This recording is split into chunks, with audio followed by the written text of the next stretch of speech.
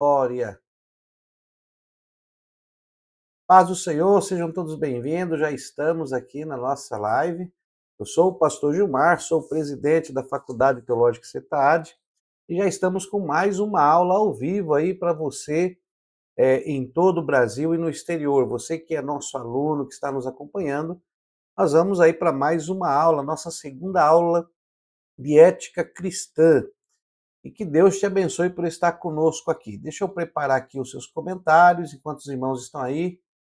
Muito bem-vindo aí, estou muito feliz de ver os irmãos aí conosco, Deus abençoe. Professor Cícero Costa já está conectado aí, Gilberto Reis, Vanilda Oliveira já está conectada, glória a Deus. Nosso irmão Gilberto Reis também, uma bênção do Senhor, sejam todos muito bem-vindos aí. Hoje nós temos uma aula abençoada, hein? Vamos aqui, eu quero, deixa eu pegar aqui, eu abrir aqui o comentário para eu poder acompanhar o comentário dos irmãos, né? E aí eu posso até jogar aqui na nossa tela. Glória a Deus. Seja muito bem-vindo aí, meus irmãos. Glória a Deus. Vamos para mais esta aula aí, hein? Estamos aí ao vivo para todo o Brasil e exterior. Nossos irmãos, os alunos em Cristo Jesus, todos muito bem-vindos aí. A paz do Senhor. Glória a Deus. Ó, nossa Joana Barros já está conosco aí, nossa irmã Joana, Deus abençoe. Glória a Deus. Paz do Senhor, professor Cícero, nosso professor aí, atende o nosso núcleo aí na cidade de Guarulhos. E nós estamos muito felizes de estar com os irmãos aqui nesta oportunidade, né? Então, vamos iniciar mais uma aula abençoada aí. Os irmãos já lembram onde nós paramos lá, nós falamos da ética lá, né? Estamos falando sobre ética cristã, nós falamos das leis, falamos um pouco das leis. Não iremos nos aprofundar acerca das leis, porque o nosso intuito é falar sobre a ética cristã. O áudio está ok, você está me ouvindo bem? Então vamos lá, pegue aí uma caneta, ó, pegue aí a sua caneta para anotações, pegue aí o seu caderno, a sua Bíblia, né? Apesar de eu estar mostrando os versículos aqui no visor para você, mas é bom você acompanhar a sua Bíblia. Tem alguns alunos que gostam de fazer algumas anotações na Bíblia, né? Fazer aí algumas anotações na Bíblia. Então, você gosta de fazer aí algumas anotações, pode fazer aí as suas anotações na Bíblia sem problema nenhum, tá? E conhece aí o trabalhador pela sua ferramenta de trabalho, né? Deus abençoe. Joana Barros está pela primeira vez conosco. Deus abençoe, irmã Joana. Continue conosco. Esta aula é a nossa segunda aula de ética cristã, tá bom, irmã Joana? Ela faz parte aí da grade curricular do básico. Então, muitos já estão aqui, outros estão no início, outros estão começando, e esta aula, depois de gravada, fica disponível aí para os irmãos. Então, vamos lá, meus irmãos, vamos para a nossa lousa abençoada aqui, e nós vamos iniciar aqui falando sobre a ética cristã, o que ela é. Como nós estamos falando de ética, e éticas é o modus operandi, né? Nós já falamos que a ética é o modus operandi, que a ética e a moral andam juntas e que elas acabam também corroborando para a demonstração do caráter. Então nós temos aí ética, moral e caráter, que eles andam sempre juntos aí, não especificamente aonde tem ética tem que ter moral, ou onde tem moral vai ter a ética. Elas trabalham entre si diferenciadas, porém, elas acabam andando de mãos dadas aí na sequência. Então, nós falamos sobre ética, que a ética é uma questão individual, a ética é uma escolha sua, de ter ética ou não ter ética, e moral tem a ver com o grupo, ou a sociedade, ou a cultura, ou o local. Enfim, nós falamos sobre isso na aula passada. Então agora nós vamos falar um pouquinho mais sobre ética e vamos demonstrar para você que a ética, ela também é universal, tá? Então a ética, ela é universal. Os valores que ela apregoa são válidos para todos os homens em todo o mundo. Os valores que a ética apregoa, ela é válida para todos os homens e em todo o mundo. Então, em todo lugar, a ética ela é bem-vinda, porque ela tem a ver com postura, tem a ver com comportamento individual, né? Tem a ver também com computador, computador, com comportamento, desculpa, com comportamento também em grupo, né? Tem a ética, comportamento também em grupo. Então, a ética, ela também é universal. Quase aí, em todo lugar você vai encontrar ética.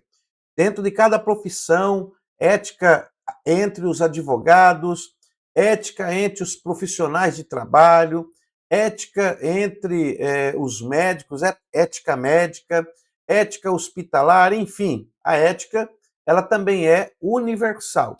Temos também a ética cristã, ela é supracultural. O que é ética supracultural? É que a ética cristã ela está acima das culturas locais, podendo até mesmo ajustá-las ou transformá-las para que elas se adequem aos valores cristãos. Então você vai numa etnia ou você vai em uma cultura, né, que já possui a sua ética cultural, a ética cristã, a palavra de Deus, ela acaba assimilando, ajustando para que aquela cultura seja ajustada pela ética bíblica da palavra de Deus. Então a ética também ela é supracultural.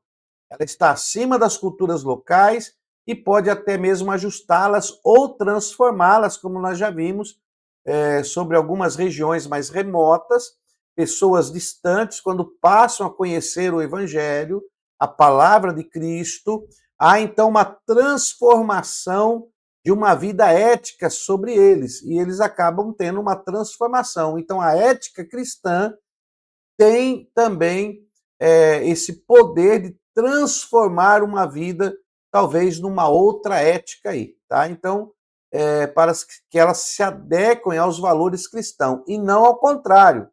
A ética do mundo não vai suprimir a ética da palavra de Deus, porque a palavra de Deus ela é soberana. O nosso Cristo é soberano, tá? Então, a ética do mundo nunca irá suprimir a palavra. Agora, veja bem, estamos falando da ética do modo de viver. Como que nós vamos entender ou alinhar uma ética? Como nós estamos falando de ética cristã, então o manual que vai alinhar essa ética, aquilo que vai nos mostrar os princípios da ética bíblica, é a Bíblia. Então nós vamos aprender os princípios da ética de Deus dentro da própria palavra do Senhor. Então o mundo não vai ditar o que é uma ética cristã. A própria palavra do Eterno, os ensinamentos de Cristo, é que vão nos mostrar o procedimento e a ética cristã. Então, nós temos um leme, né? Nós temos um leme, aquele leme que conduz o navio. Nós temos um leme, e esse leme se chama a palavra de Deus. Ela é o leme, ela que nos mostra o nosso modus operandi. Ela vai demonstrar como funcionará a ética cristã, uma ética bíblica, um modo de agir, um modo de ser, um modo de falar dentro de uma ética. E você tem o poder de escolher se você quer ou não seguir essa ética. Você tem esse poder de escolha, tá bom? Então vamos continuar aqui. A ética também ela é atemporal.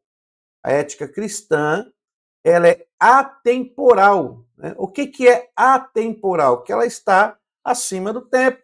Então vamos ver isso aí? Olha aí. Não tem prazo de validade. Então a ética cristã ela é atemporal.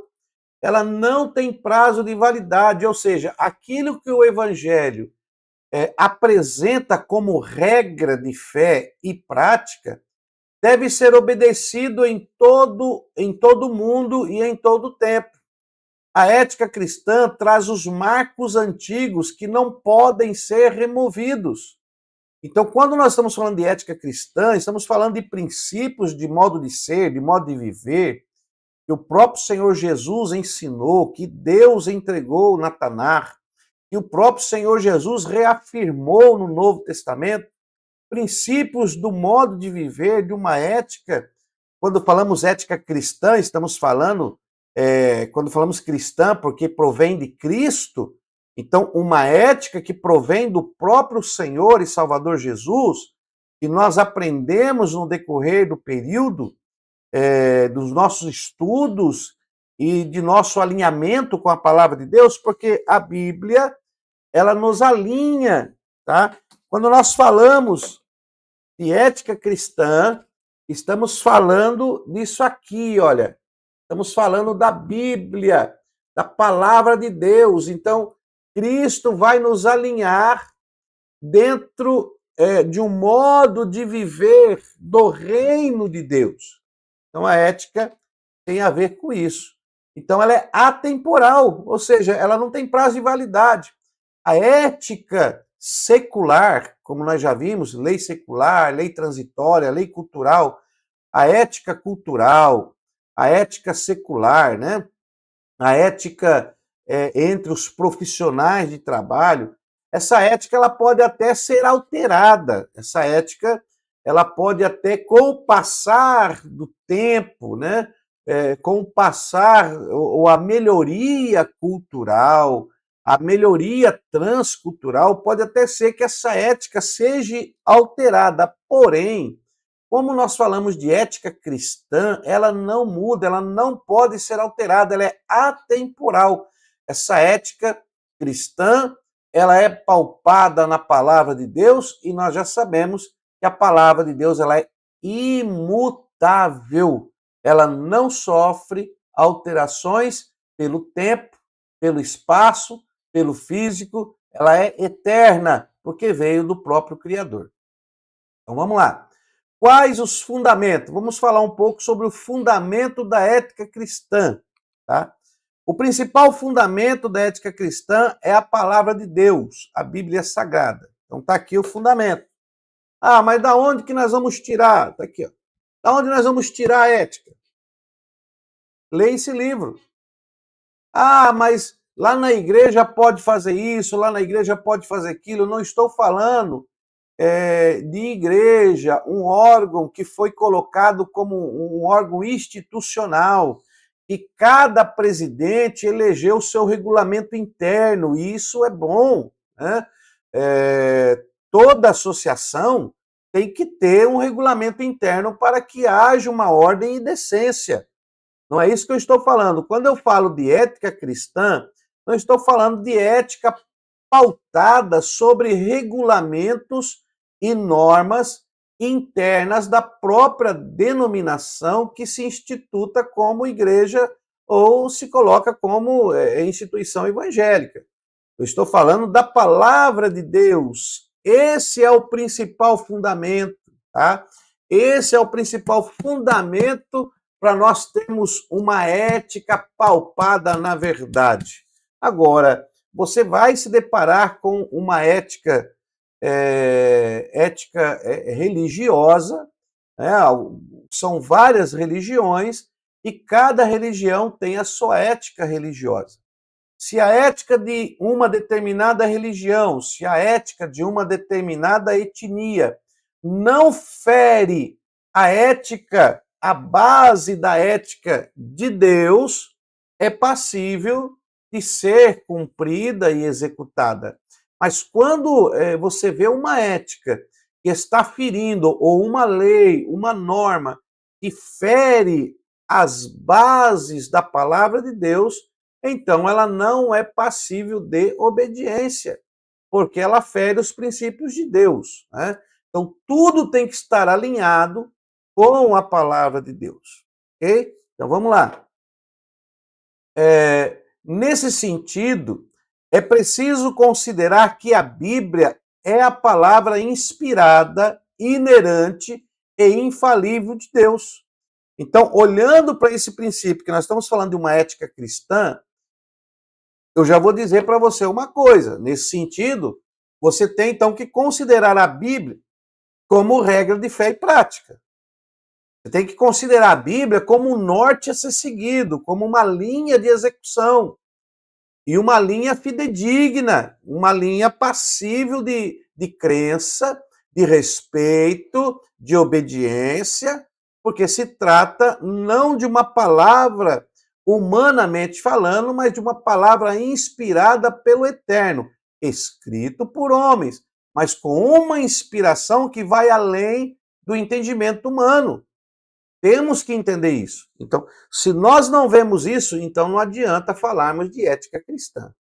Se nós não seguirmos isto aqui, ó, se nós não crermos que a Bíblia é o rumo, que a palavra de Deus é a base da nossa ética, se você não crê que ela é inerrante e infalível, então não podemos falar de ética. Então aí você já não vai entrar na ética cristã. Então, quando nós falamos de ética cristã e o cristão tem que aprender sobre isso, é porque nós, como servos de Deus, nós, como escolhidos pelo Eterno, nós cremos na palavra, eu creio piamente na palavra de Deus, então eu sigo ela e creio que ela vai nos dar bons ensinamentos e nos levar para o reino dos céus. Então, aí nós estamos já na ética cristã. Então, quando eu falo de ética, tem várias ramificações. Mas como nós estamos falando de ética cristã, nós estamos na ramificação da palavra de Deus. Okay? Então, está aí, nesse sentido, para nós termos a Bíblia como regra, é preciso considerar ela como a palavra de Deus. Os fundamentos da ética cristã podem ser vistos do começo ao fim das Escrituras. Todas as Escrituras você vai ver uma ética sendo aplicada. A palavra de Deus ela é repleta de ética, que são preceitos, que são o modo de viver dentro do judaísmo. Então, nós vamos ver muito a ética sendo aplicada em toda a palavra de Deus. Nós não vamos falar de todos, porque não dá tempo, mas nós vamos falar de algumas questões durante essas aulas de ética cristã. É uma aula diferenciada, é uma aula de ética voltada para a palavra de Deus, e aí por isso que nós ficamos com o nosso norte, que é a palavra do Senhor. Então vamos lá. A Bíblia revela explicitamente o padrão moral de Deus. Quando lemos a palavra do Senhor, nós acabamos vendo ali um padrão moral de Deus, tá? E a Bíblia revela isso. E nós temos para isso dois rumos para nós vermos a ética, a moral e o caráter expressado de um Deus para com o homem. E Deus se revelando aos poucos para que o homem passe a entender qual é o padrão moral de Deus, o padrão étnico de Deus e o padrão do caráter de Deus. Por quê? Porque o homem perde esses padrões por causa do pecado. Devido ao pecado, você já aprendeu no curso básico, né? Nas aulas anteriores, nas matérias anteriores. Você já fez a matéria de antropologia, você já fez a matéria aí de ramartiologia. Nós já falamos dessa matéria. Se você está aqui, você já passou por elas. Então o homem perde esse padrão, ele agora passa a ser uma pessoa desequilibrada, aquele equilíbrio espiritual, ele perde devido ao pecado. O pecado traz a corrupção, né, na vida do homem. E aí ele perde, fica com seus instintos desequilibrados, ele perde o equilíbrio dos instintos, o equilíbrio das emoções. E ele agora tem que voltar a ter uma vida equilibrada. Então, com a vida desequilibrada, muitas das vezes o homem não tem ética. E quando ele tem ética, às vezes não tem moral. E quando tem moral, não respeita a ética. Né? Às vezes vemos aí homens como senadores, deputados, vereadores e tal, e se reúnem e saem, e aí fala, ele quebrou o decoro, ele quebrou a ética. né? Ah, mas ele é ético, mas não tem moral. Fala bonito, mas não tem moral nenhuma. Por quê? Porque há um desequilíbrio, uma corrupção devido ao pecado que entrou na humanidade. E o Espírito de Deus quer trazer de volta o equilíbrio espiritual na minha vida e na sua vida. Então, quando nós aceitamos a Cristo, resolvemos abraçar a palavra, o Espírito de Deus traz para nós o Espírito Santo para que nós voltemos a equilibrar a nossa vida. E a palavra de Deus, a Bíblia, vai nos mostrar como equilibrar, como manter uma vida em equilíbrio. E aí entra os dons, aí entra o fruto, principalmente o fruto. O fruto do Espírito que produz na prática, na execução de realizações nesta vida, e tudo que você pratica há de produzir um fruto, então aí o fruto vai demonstrar o equilíbrio, a ética, a moral, o caráter na vida daquele que crê na palavra de Deus. Então vamos lá. No Antigo Testamento nós temos os 10 mandamentos e a lei. Nós vamos falar disso logo mais. Então ali nós temos os 10 mandamentos na Tanar. E na Brit Hadashah, na Nova Aliança, temos então Mateus capítulo 5, o Sermão da Montanha. Então nós temos aí essas duas passagens bíblicas que o Deus revela a sua ética moral, a sua ética social, e ele revela então ali como que tem que ser a ética de uma pessoa. E nós vemos no Novo Testamento o próprio Jesus, no famoso Sermão da Montanha, falando sobre isso. Então, nesta aula, nós vamos falar sobre o Sermão da Montanha, Mateus, no capítulo 5, do versículo 3 ao versículo 7. Vamos falar aí sobre 8 bem-aventuranças que Jesus vai nos mostrar a ética, como ela tem que ser observada, vivida, compartilhada e executada por aqueles que se dizem filhos de Deus. Tá? Então vamos lá. Deus abençoe, meu querido. Paz do Senhor. Todo dia. Todo dia tem aula aí, né? Um dia de uma, outro dia de outra. Deus abençoe, Luiz Carlos. Então, vamos falar sobre o Sermão da Montanha. Pega a tua Bíblia aí, Mateus capítulo 5, versículo 3, e vamos ver isso aí, tá? Então, olha aí. Mateus capítulo 5, versículo de número 3. E aí temos: bem-aventurado os humildes de espírito, porque deles é o reino dos céus. Então já começa aí. Bem-aventurados os humildes, né? Os humildes de espírito, porque deles é o reino dos céus. Então aqui Jesus está mostrando de quem é o reino dos céus. O reino dos céus é dos humildes de espírito. Tá? Aí temos aí, ó, reconhecimento de que não temos qualquer autossuficiência. Somos completamente dependentes da graça, do poder e do cuidado divino. Então, humilde aqui, eu vou abrir aqui a Bíblia, vamos ver a Bíblia aqui.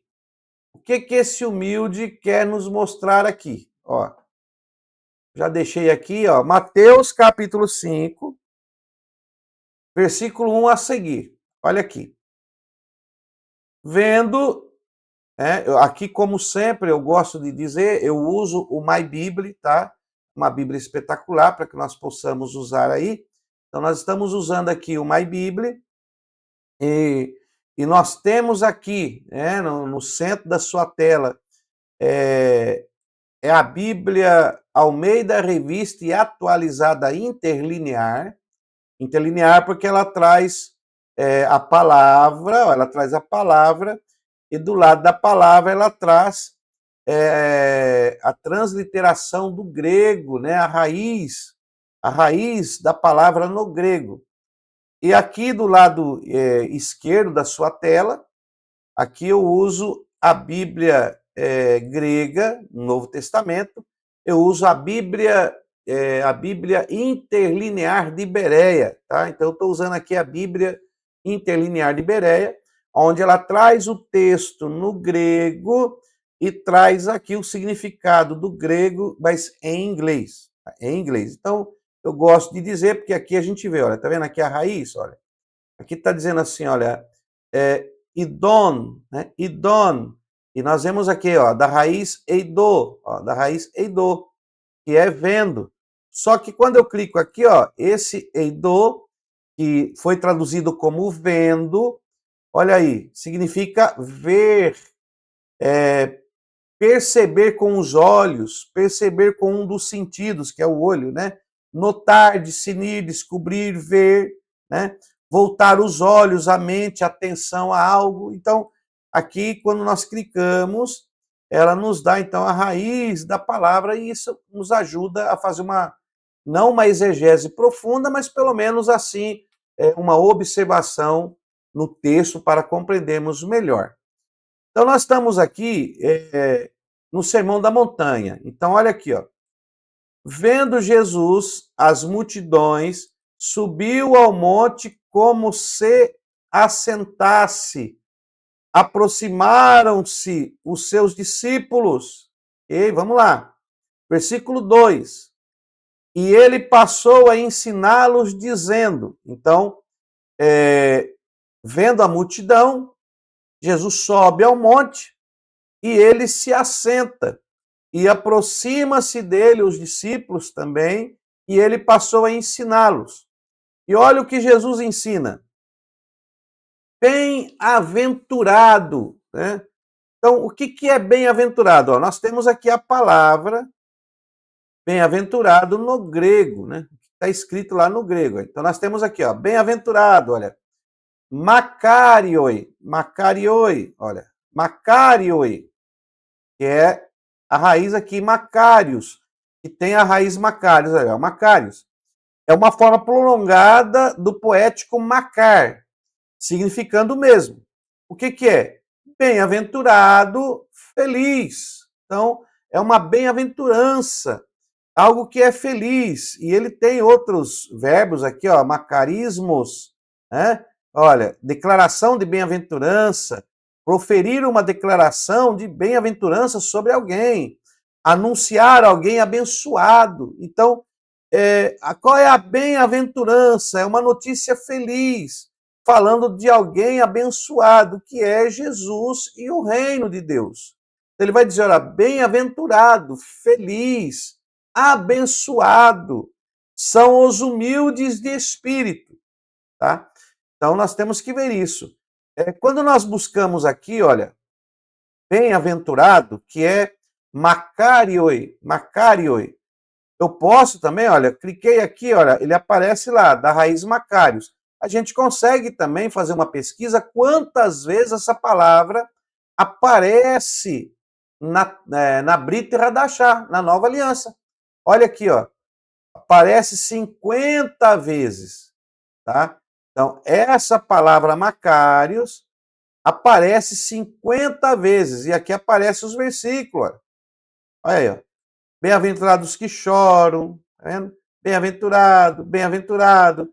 Mas se você prestar atenção, tem aqui, olha, bendito, ó, bendita, feliz. Lembra que bem-aventurado também é feliz? Ó, Macários, bem-aventurado, feliz.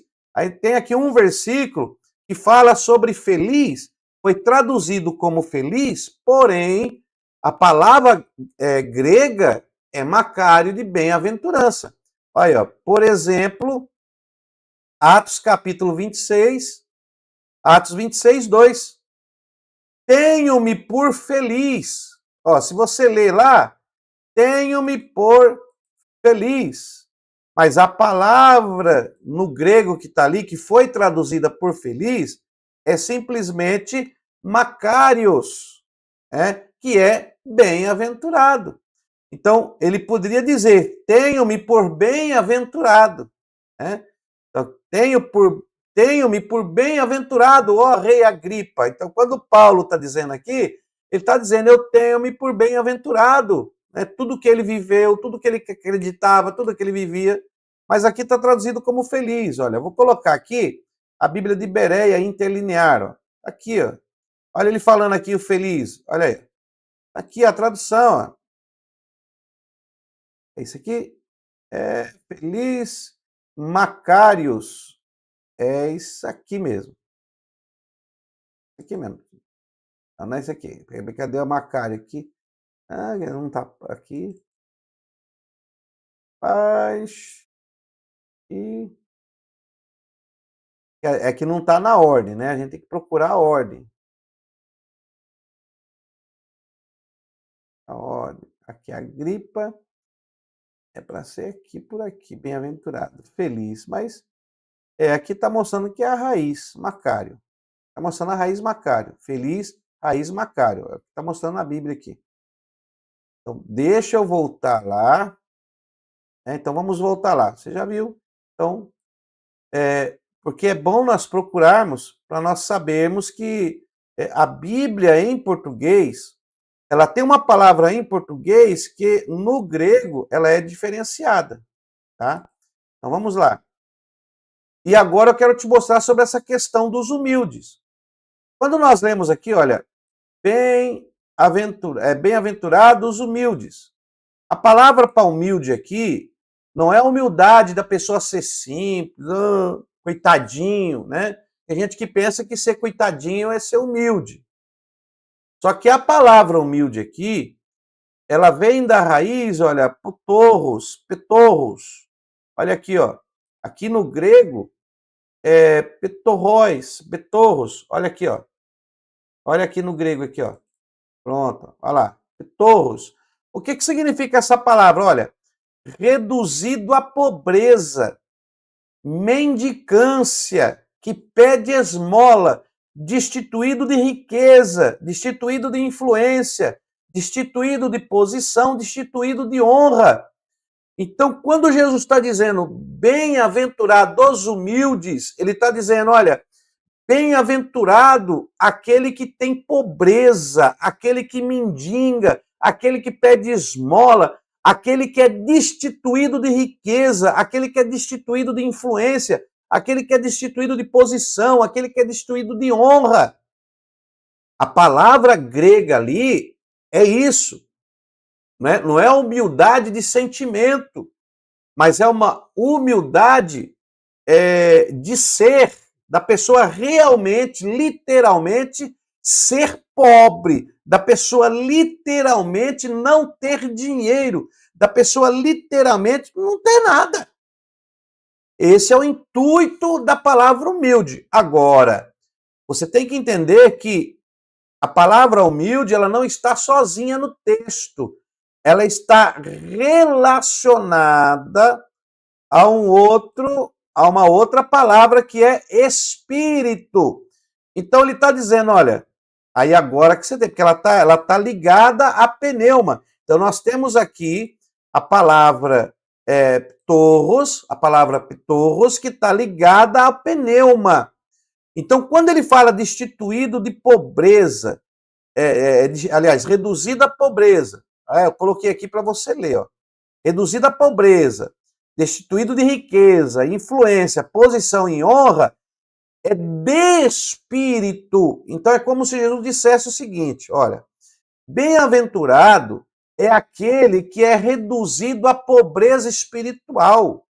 Bem-aventurado é aquele que ele é pobre de espírito, que ele é destituído de riqueza espiritual, de influência espiritual, de posição espiritual, de honra espiritual.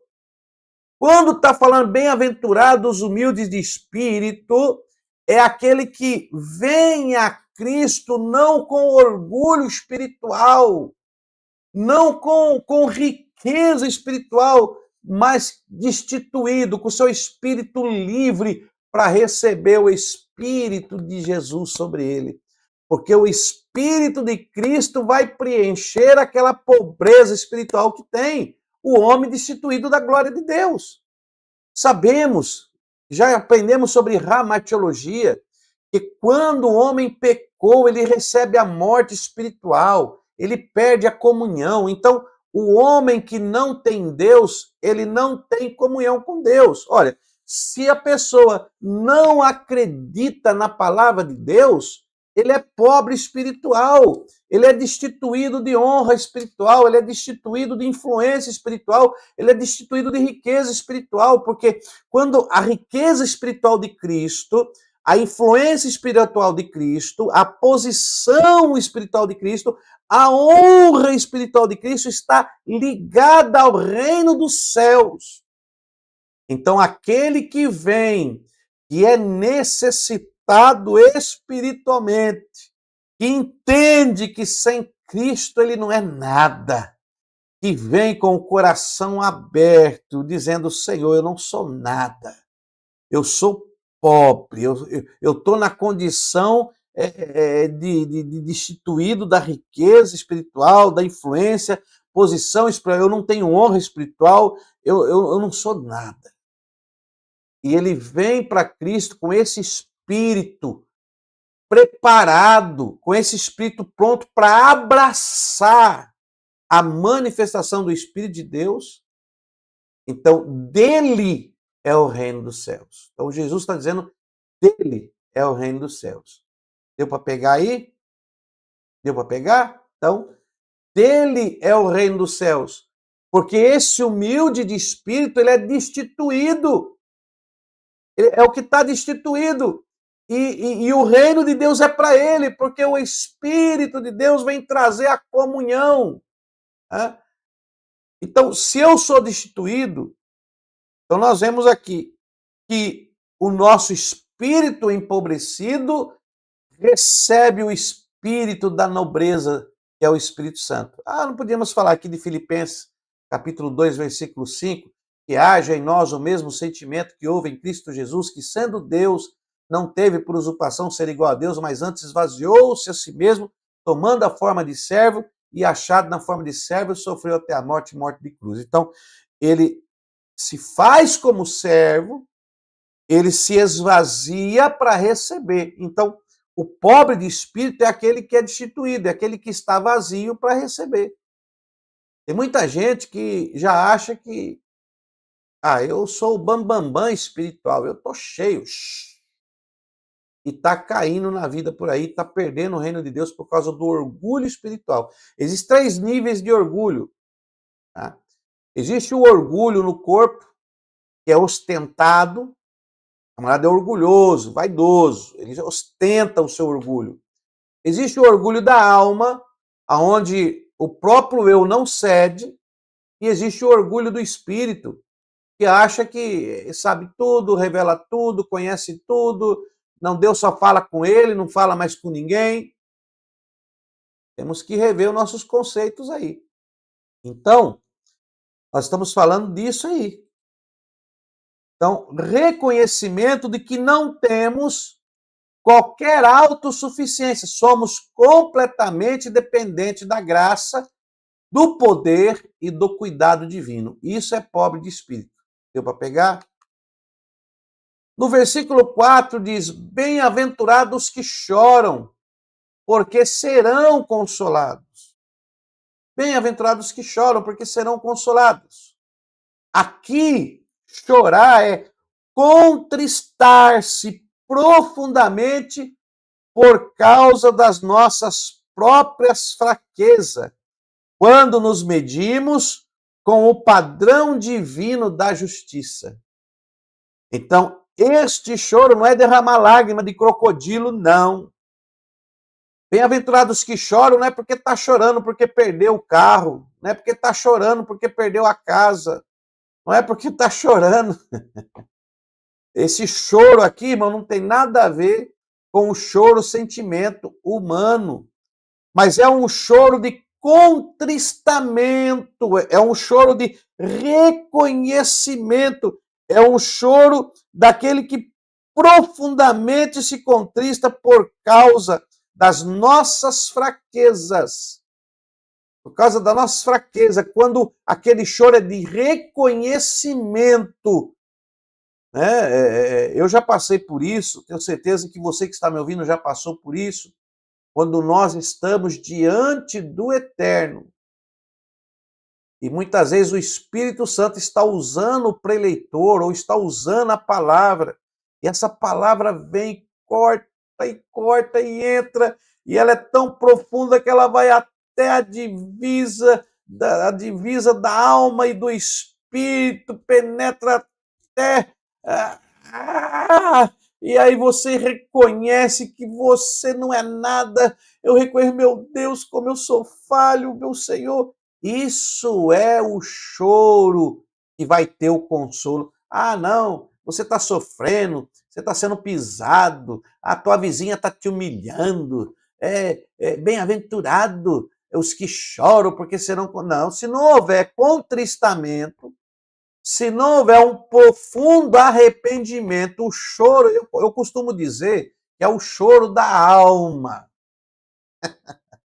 Se não houver, meu irmão, não vai ser consolado, não. Tá? Mas vamos lá. Eu estou indo assim, irmão, senão vai demorar muito se eu ficar olhando lá no original, tá? Mas eu já te ensinei o caminho das pedras. Se você tem acesso à Bíblia grega, procure a palavra aí. Eu vou até ver aqui, olha, bem-aventurados que choram, né? Vamos só dar uma olhadinha aqui para mim mostrar para você. Olha, então estamos aí, ó. Bem-aventurados os que choram, né? Olha a palavra, a raiz aí, penton, penton. Olha aí, deixa eu ver aqui, ó. Tá aqui, ó, a raiz grega. O choro é pentel, aqui tem um acento aqui, ó, pentel, né? Prantear, prantear por, né? Também tem esse nome, verbete. Então é prantear, ó. Vamos ver aqui um verbete aqui. Tal definição, ver a definição daqui. Olha, afetar com tristeza, aflição, né? Tomar alguém preocupado, fazê-lo receoso, mas é algo da alma, tá? Não é você chorar pelo outro, não. Isso é algo da alma. Isso é um choro diferenciado, meu irmão, tá? Tem até aqui um comentário, mas se nós for olhar isso aqui, nós vamos demorar muito.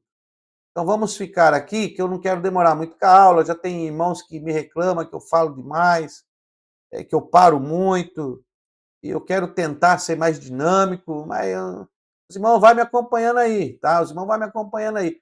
Paz do Senhor, Marcelo, Deus abençoe, meu irmão. Deus abençoe sua vida.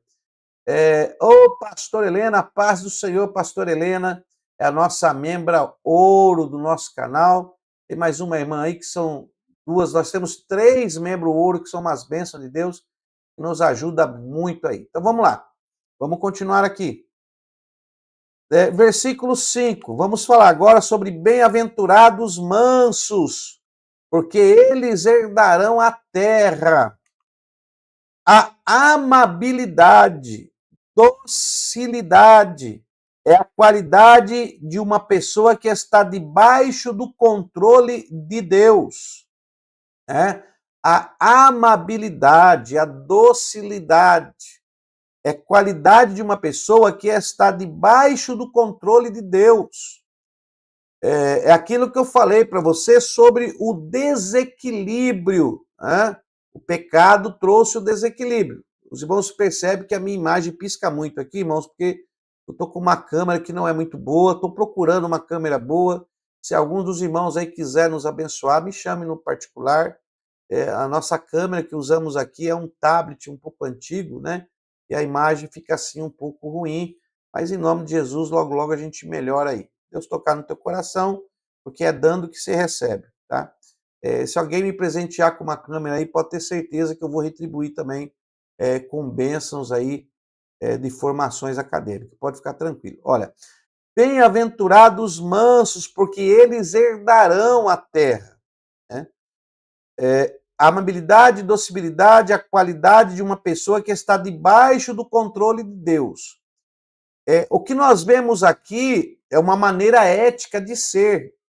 É uma maneira ética de ser. Então você deve ser humilde, você deve chorar reconhecendo que o Espírito de Deus é tudo na sua vida. E você deve agora também ser manso. Ser manso aqui não é ser bobo. Ser manso é produzir o fruto de domínio próprio, autocontrole. Nem tudo você pode dizer em determinados momentos. Há um tempo para todas as coisas e há o momento certo de você falar. Então, dentro de uma ética, se você tem algo a falar para alguém, nunca fale, irmão, na frente dos outros, mas chame em particular e fale com essa pessoa, viu? Então, o manso, ele age de uma maneira tranquila, sem ofender, sem magoar. O manso aqui é ter um controle, uma amabilidade. Eu estou lidando com outra vida. E aí a lei da reciprocidade, né? Se você quer ser tratado bem, você tem que tratar bem. Né? Então, bem-aventurados os mansos, porque eles herdarão a terra. Versículo 6. Bem-aventurado que tem fome e sede de justiça, porque eles serão fartos. Justiça, tzadik, justo, né? A letra tzadik no hebraico é justo, justiça. Temos aí, olha, não é suficiente saber que os nossos pecados são perdoados. Ah, não, eu sei que agora eu aceitei Jesus, eu estou com o meu pecado perdoado, agora eu vou ficar no meu patamar aqui sentadinho, vou ficar de boa, não quero ter atrito com ninguém, não quero me associar com ninguém, eu vou adorar a Deus em casa. Não é suficiente saber que os nossos pecados são perdoados por Cristo. Nós temos que ter fome, olha, temos que ter fome e sede de justiça, desejar ardentemente ser transformado. Ah, não, agora Jesus perdoou meu pecado, mas eu vou continuar sendo do jeito que eu sou. Não, agora Jesus perdoou meu pecado, mas eu vou continuar agindo do mesmo jeito que eu agia. Não. É ter fome e sede de justiça. E desejar ardentemente ser transformado. Então, aquele que tem sede, tem fome e sede de justiça, serão fartos. Jesus diz, ó, eu vou dar para eles a justiça, eu vou ser justo na vida deles. Mas eles têm que ter fome e sede, fome de se alimentar, sede de beber. São as bases da alimentação do corpo humano. Né? Quando você tem fome, você vai atrás de alimentos. Se você não achar alimento, você vai até no mercado comprar. Se você não achar, você vai atrás, meu irmão. Você vai até na vizinha buscar comida, você até pede. Isso é fome. Sede, você vai beber, vai tomar. São duas formas de ingerir, comendo e bebendo, andando e vivendo. Não, é comendo e bebendo a palavra de Deus, degustando, estudando, alimentando, praticando, estudando, teoria e prática, teoria e prática, teoria e prática da justiça de Deus. Se você quer ter o reino de Deus na sua vida, você tem que seguir com essa constituição, com esses estatutos que Cristo nos mostra. Nós vemos aqui Jesus mostrando o que o servo dele deve ser. Então nós vemos aqui um modus operandi de um cristão, a maneira daquele que se diz ser morador do reino do céu deve viver. Está aqui, ó. Ele tem sede de santidade. John Scott diz que a justiça bíblica tem 3 aspectos. Anota isso aí. Anota aí. Esse John Scott, ele diz que a justiça bíblica, ela tem 3 aspectos da justiça bíblica. Primeiro, o aspecto legal. Segundo, o aspecto moral. E terceiro, o aspecto social. Então, já viu que a ética cristã também tem esses aspectos, porque dentro da ética, que é o modus operandi que você deve escolher viver, tem que ter esses aspectos, aspecto de legalidade, aspecto de moralidade e aspecto de socialidade, de associação. Tem que se associar com alguém. Você não vai viver um eremita sozinho no mundo. Então, olha aí. Aspecto legal é a justificação, relacionamento com Deus. Aí é na perspectiva soteriológica, da soteriologia, que é a doutrina da salvação. Então, tem um aspecto soteriológico, é um aspecto legal, né? Que através da justificação que Deus fez, Deus cumpriu, ele cumpriu com os precedentes, com as exigências. Então, tem aí a justiça bíblica no aspecto legal, onde Deus cumpriu com todas as exigências da lei, no aspecto legal da salvação. Então, você já fez também soteriologia? Então, a ética tem que estar dentro desse aspecto bíblico, aspecto legal.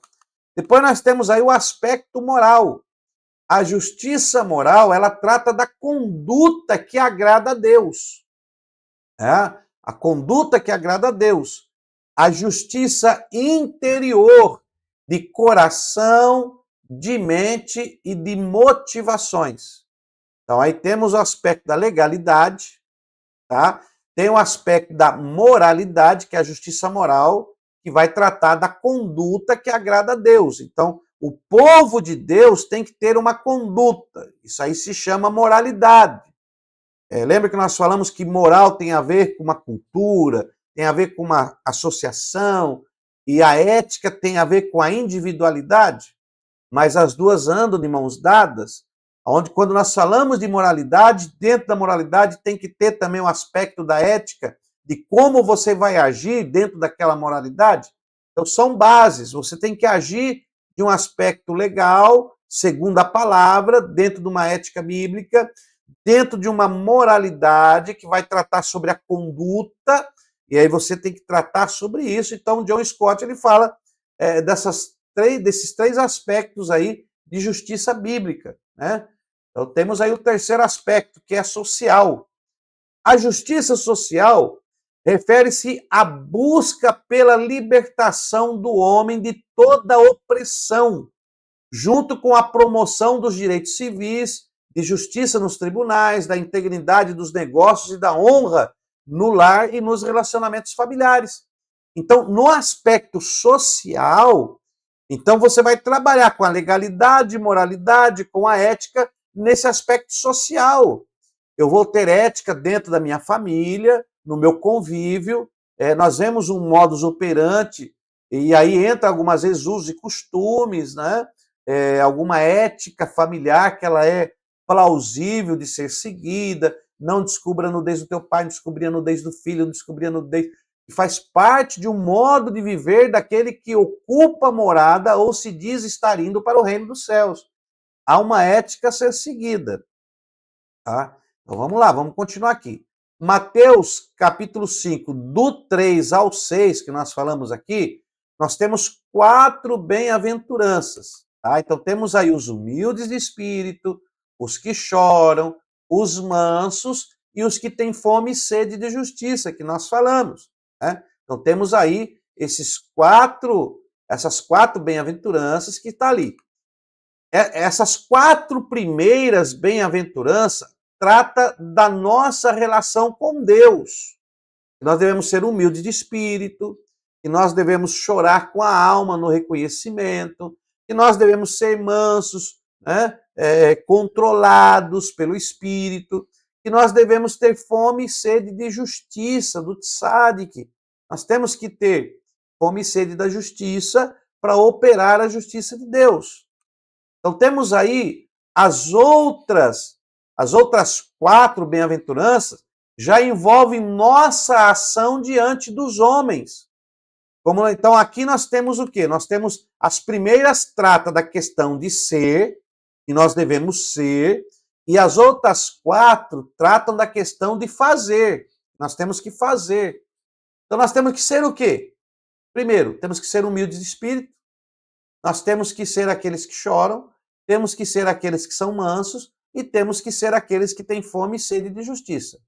Agora nós vamos para as outras 4 bem-aventuranças étnicas que nos mostram o que nós devemos fazer. Então temos aí a ética de ser, que eu vou aplicar na minha vida, tá?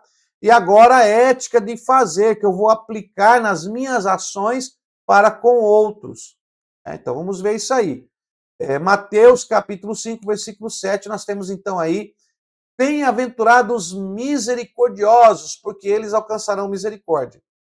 O que é os misericordiosos? É aqueles que usam de misericórdia, que colocam o seu coração na dor do próximo. Eu não quero nem entrar aqui no significado da palavra, né? Mas quando nós vemos no original grego, nós vemos isso aí. Misericórdia é o ato de ser compassivo com o próximo em seu estado de carência espiritual, moral e social. Aqui você pode prestar atenção que fala de 3 aspectos, olha. Carência espiritual, do seu espírito, comunhão com Deus. Carência moral, que tem a ver com a alma, o seu verdadeiro eu. E social, que é a sua vida em sociedade com outras pessoas, ocupando um espaço físico, o corpo físico no meio de outras pessoas. Então ali fala do aspecto social ao corpo. Podemos até dizer aí no modo de vestir, modo de trajar, o modo moral no modo de pensar, no modo de agir ali também, mas de um aspecto diferente. E do modo espiritual no referente à adoração, louvor, às crenças. Então temos aí nós temos que usar de misericórdia e ser compassivo com o próximo nesse seu estado de carência, de necessidade e de precisão. Né? Então, tá? Deixa eu voltar aqui. Olha, eu vou colocar aqui o My Bíblia para nós ver aqui. Bem-aventurado os misericordiosos, né?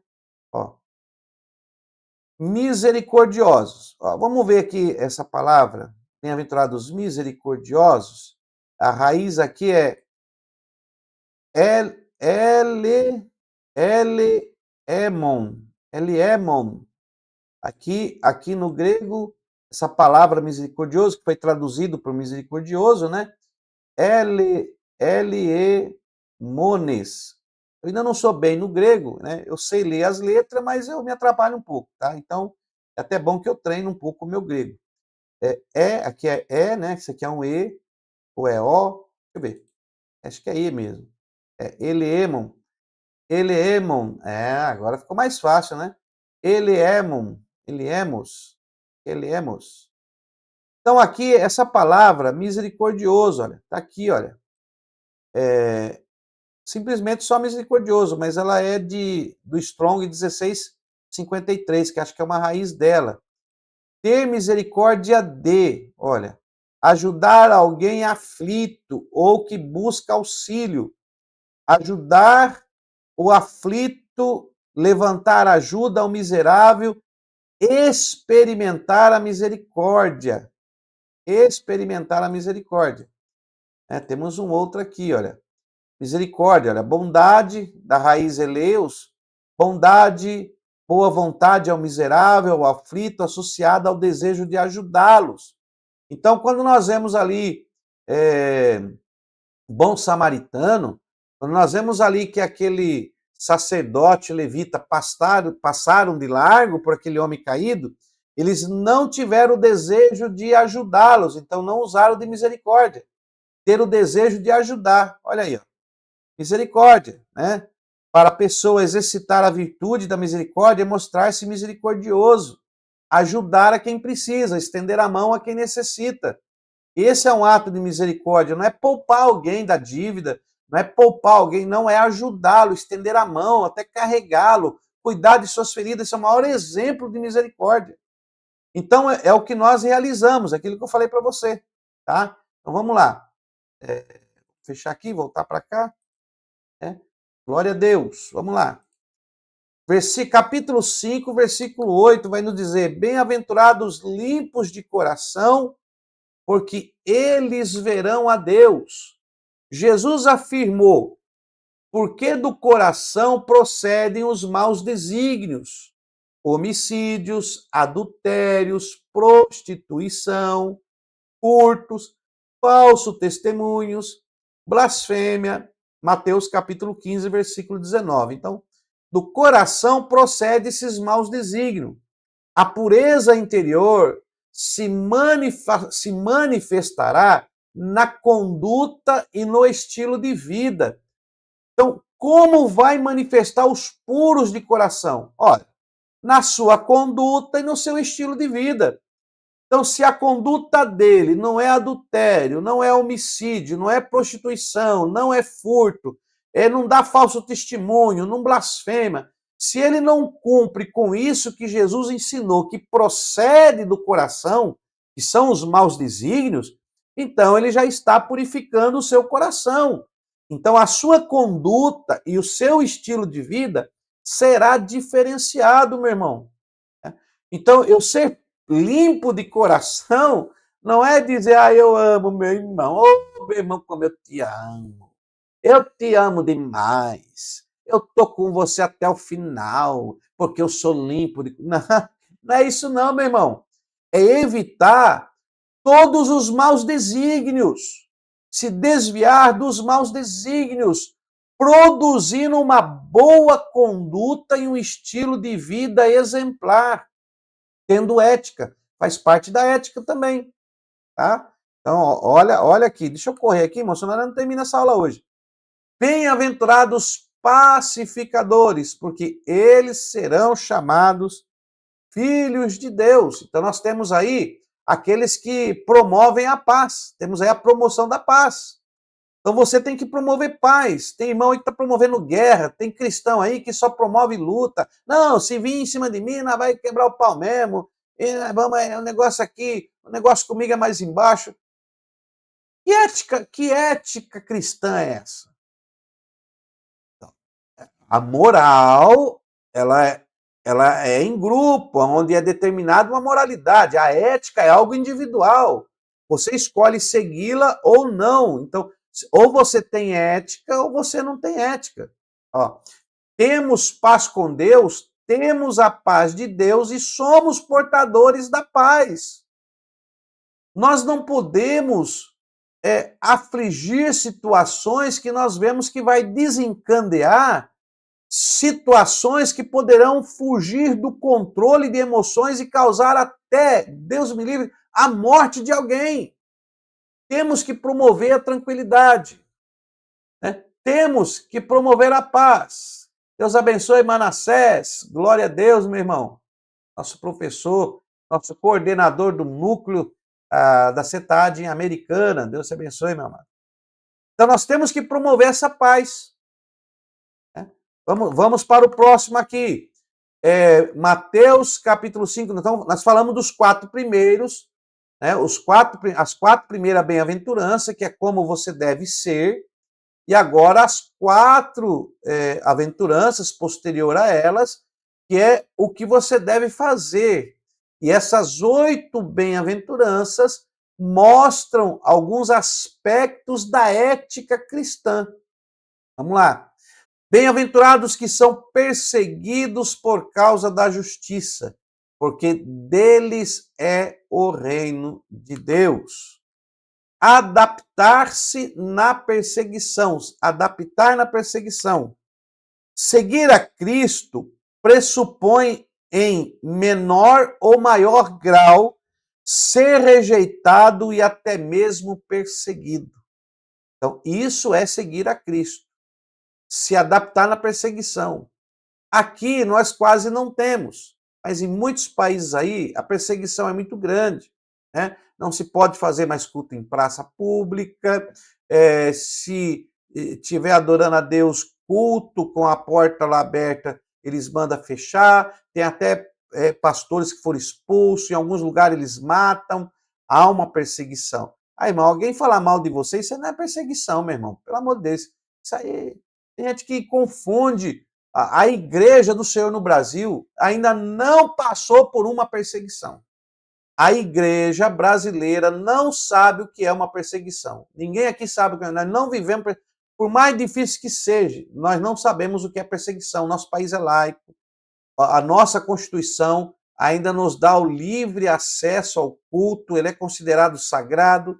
Nós ainda temos aí a Constituição que nos favorece, né? Então nós não sabemos o que é perseguição. Eu não sei o que é perseguição. Eu não posso falar para você o que é perseguição porque eu não sou perseguido. A igreja aqui não é perseguida ainda não é perseguida. Mas vai chegar o tempo, e aí eu quero ver se nós vamos promover a justiça do reino.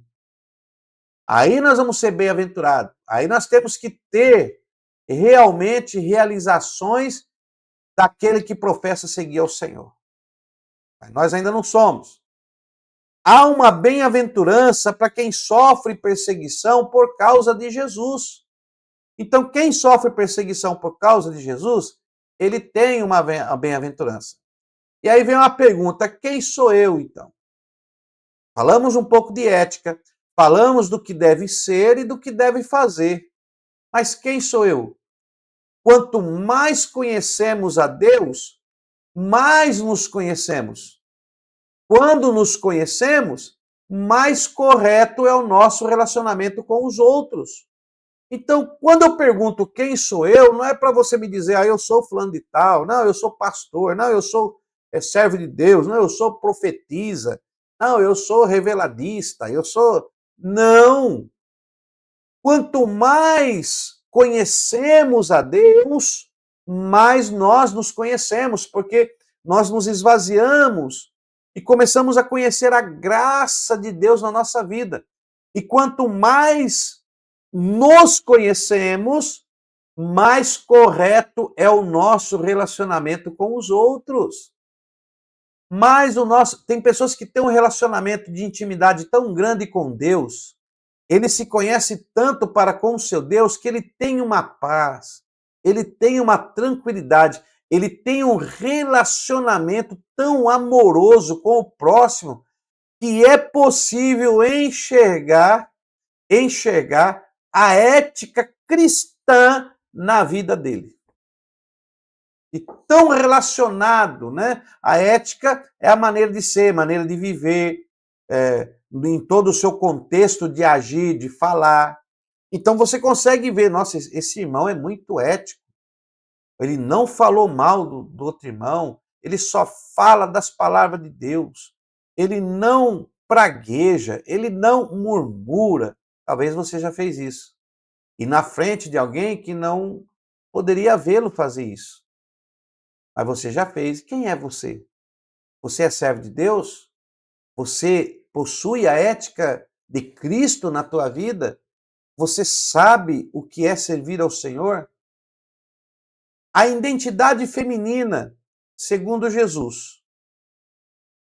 Jesus traz a mulher para o centro das suas reflexões sobre o reino de Deus. Ele retoma o valor do ser humano independente da sua sexualidade e mostra que, para Deus, todos somos igualmente importantes. Lembra que nós falamos de ética, moralidade, que tem a ver com a cultura?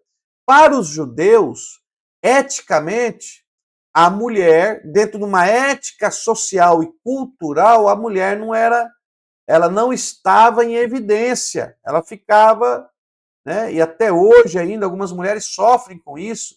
Até mesmo no nosso meio religioso, algumas mulheres são desacreditadas por ser mulher. Mas Jesus, ele, na ética do reino de Deus, nenhuma pessoa é desprezada. Na ética do reino de Deus, todo aquele que tem o chamado, que tem o Espírito Santo, tem um valor para o eterno. Então Jesus traz a mulher para o centro das suas reflexões. Ele demonstra, para quebrar um paradigma dentro da cultura, que na ética do reino ela não está excluída. Que na ética do reino há um lugar, há um trabalho, há uma realização e há uma chamada específica também para ela. Então, nós vemos essa ética quando Cristo ele traz a mulher para o centro das reflexões, ele inclui a mulher em alguns aspectos de auxílio, de ajuda, e isso nos faz pensar que nós temos que rever os nossos conceitos de ética cristã. Se eu discrimino, se eu jogo de lado, se eu deixo uma mulher fora de um conceito por ser autoritário e mandão, então eu não estou dentro de uma ética cristã, porque Cristo nunca abandonou a mulher. Jesus conversou com as mulheres, Jesus curou as mulheres, recebeu a adoração delas, livrou-as da morte, perdoou os pecados delas. Jesus revelou grandes verdades teológicas às mulheres. E hoje muita gente quer impedir mulher de aprender teologia. Não, teologia é coisa para homem. Não, isso falta de ética. Dentro da ética cristã, a mulher tem o seu papel, tem o seu lugar e tem o seu espaço. Jesus revelou grandes verdades teológicas para as mulheres. Jesus resgatou a dignidade da mulher. Ela era indigna, mas quando nós vemos os aspectos do ensino de Jesus, das parábolas, da caminhada de Cristo, quando ele traz aspectos éticos do reino do céu, ele resgata a dignidade da mulher. Por exemplo, a conversa de Jesus com a mulher samaritana tem muito a nos ensinar. Quando Jesus para naquele poço e conversa com a mulher samaritana. Independente do nosso passado, Jesus se importa conosco. Aquela mulher excluída, uns falam que tinha 4 maridos, outros falam que foi casado 4 vezes, não importa, ela era excluída. Ia buscar água no poço numa hora que não tinha ninguém, porque ela era rejeitada. Mas independente do seu passado, independente do meu passado, minha irmã, você mulher que está me ouvindo, independente do seu passado, Jesus se importa conosco. E a ética cristã, ela é inclusiva ao reino de Deus. Ética cristã. Ainda que o nosso comportamento passado tenha sido vergonhoso, Cristo não quer nos condenar. Ele não quer. Aquela mulher que foi pega em ato de adultério. E agora, Senhor, apedreja ou não apedreja? Vamos jogar pedra. Todo mundo agitado. Aí Jesus só escrevendo na areia, né, na terra, no chão, aonde você quiser falar. Deus está lá escrevendo. Quem não tem pecado, atira a primeira pedra. Aí Jesus fala o que para ela depois? Vai todo mundo, cadê os teus acusadores? Não tem ninguém. Jesus podia ter chamado a atenção dela, não podia? Jesus podia ter falado para ela, mas você, hein? Quem é que sei mulher mesmo, viu? Não, Jesus fala para ela, pois eu também não te condeno. Vá e não peque mais. Então, ainda que o comportamento dela, ainda que o que ela cometeu tenha sido vergonhoso, Cristo não quer condenar. Jesus não quer mandar, irmão, Jesus não quer mandar ninguém para o inferno, não. A salvação está aí, o Espírito Santo está aí. E nós temos que entender que existe uma ética até dentro da salvação.